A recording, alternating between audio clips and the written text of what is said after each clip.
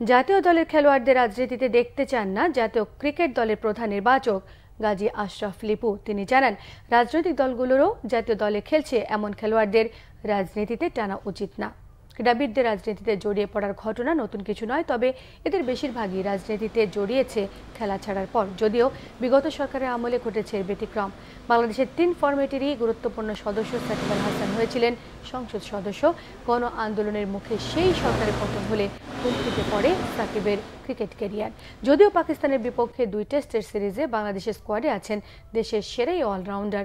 প্রধান নির্বাচক গাজী আশরাফ লিপু জানান, সাকিবের ক্রিকেটীয় যোগ্যতার কারণে তিনি দলে আছেন, তবে এখনও খেলছেন এমন কোনো ক্রীড়াবিদদের রাজনীতিতে অংশগ্রহণের বিপক্ষে তিনি। এর জন্য রাজনৈতিক সংস্কৃতির পরিবর্তন আনার দরকার বলে মনে করছেন তিনি।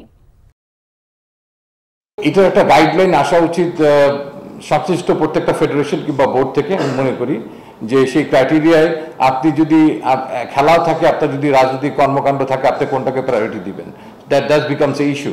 সো দ্যাট সেই কারণে বোর্ডের একটা স্পেসিফিক আমার মনে হয় দিক নির্দেশনা যদি থাকে তাহলে মনে হয় ভালো হয়। তাহলে আর কেউ কোনো খেলোয়াড় রাজনীতিতে যাওয়ার আগে চিন্তা করবেন যে তার প্রায়োরিটি কোথায়।